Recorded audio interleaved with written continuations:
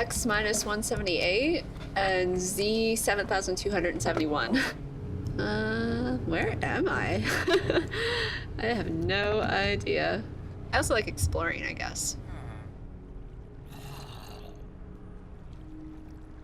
I could play on creative mode, right, and just do whatever I wanted, but it's kind of nice to have some restrictions and have to think about, like, when I'm going outside. So yeah, and sometimes I do, like, want to go explore some, like, dungeon or something and feel scared. But yeah, within limits. I almost find caves more scary because dungeons, you kind of go into them knowing that, like, okay, there's gonna be traps and things, yeah. But like, or the nether, actually. The nether is the scariest because there's just like scary stuff everywhere. And the lava I find really hard because I'm always afraid of falling into it. I know, I'm super far away from the main base, but I'm maybe not that far from my base because mine is pretty, I remember the Z being pretty high. Well, I had my underwater base, right? And I think Joaquin wanted to start a new base anyway, just to like go through the early stages of the game with all the new stuff. It's, if you already have everything already, it's, you don't really get to like experience the progression, I guess. Yeah, I built most of this house area. This one kind of evolved pretty organically. It's like, we just started with a little shack, and because we needed something to like stay safe in. Again, most of what I enjoy doing is building and designing new buildings.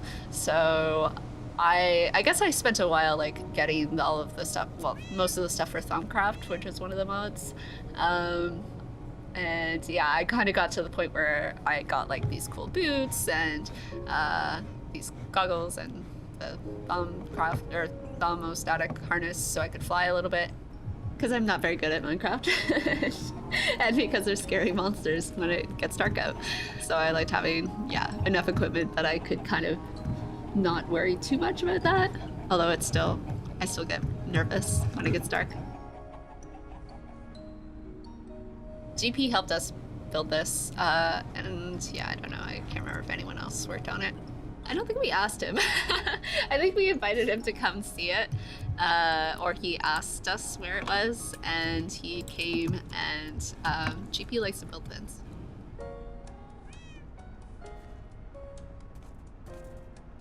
Usually it seems like people feel like they have there's sort of an etiquette of not intruding, not getting in the way of somebody who has already started building something. So like, don't destroy basically what other people have built.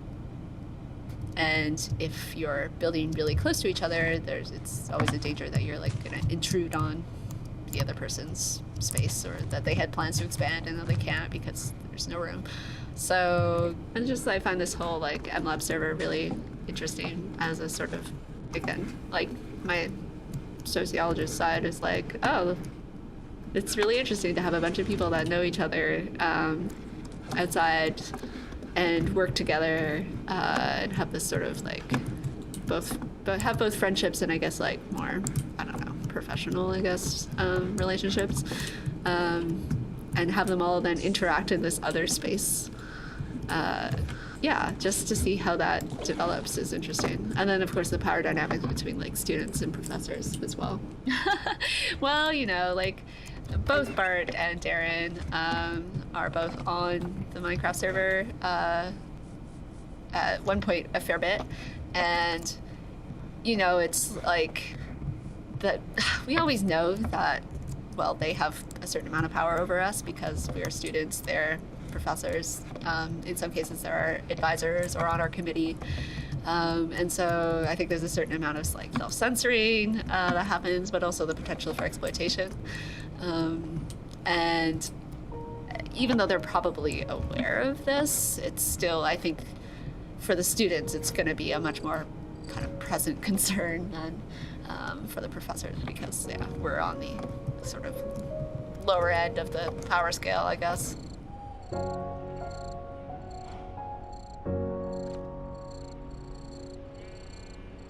In terms of people moving away, sometimes, yeah, it's because people are getting alone or people are made uncomfortable by some of the other players on the server. And I think just kind of want to have their own space, maybe. That wasn't why I moved away personally, but that may have contributed, although I'm not sure. The inside of the HQ has changed so much that I don't remember how to get around here. Ah, here we go. Oh, I forgot about this area. Yeah, I built a hot tub. I used to have chickens in there. And then I built this really long tunnel that I never use anymore because there's the Linky book. But yeah, it's the first time I think I've walked through this tunnel in like months. I spent so long like putting the right floor color down. But yeah, like it's funny. This place has been here this whole time, and like it seems pretty undisturbed. Like I don't think anyone's bothered to come in here. I guess the one thing that did happen was like people taking diamonds, which was always a controversy because they're one of the hardest things to get in the game, and very easy to like take, I guess. So that was always sad when that happened, and then we spent a bunch of time trying to figure out who had taken them, and yeah, usually that was never actually resolved. I haven't been playing all of the time, and so if I take a bunch of time off, like I don't even really notice when things go missing or get changed. Yeah, it's too bad that it happens because I think it kind of scares people off. And it seems unnecessary, certainly especially since we all know each other kind of outside of Minecraft. But certainly if someone came along and like blew up my entire underwater base, I would probably be pretty sad. And I might even stop playing because I think it would stop feeling like a sort of safe and welcoming environment at that point. So it sucks if people, yeah, feel like that happens even on a like lesser scale. Although, you know, part of me still plays the sociologist and is like, oh, this is interesting. Sort of interpersonal dynamics. But yeah, I'm more, I wouldn't, you know, encourage it to happen just for the sake of the experiment. Oh.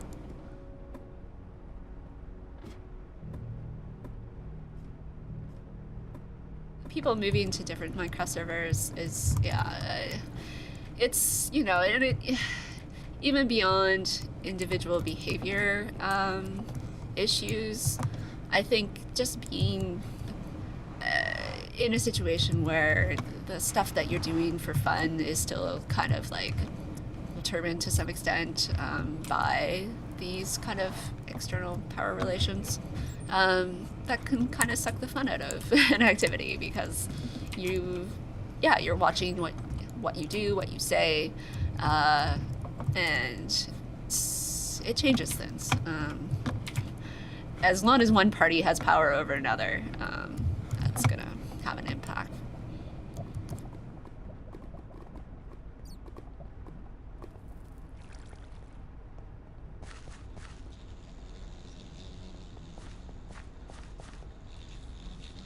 For the most part, certainly when we first started, like people were really respectful of each other's, I don't know, desire to play like according to their own styles. So like having a main HQ that kind of felt more like public space that we kind of all contributed towards building, and where all of the resources in it were shared was kind of nice because like we could go off and do our own thing, but we always had this sort of like meeting place where everything was kind of centered around the HQ, and so we could go there to I don't know, meet up or kind of pool resources, and then Cave Age kind of came to serve a similar role where it was the hub that connected all of us, and I think the fact that like we are all connected through Cave Age still, even after making so many different worlds and so many different areas, is kind of,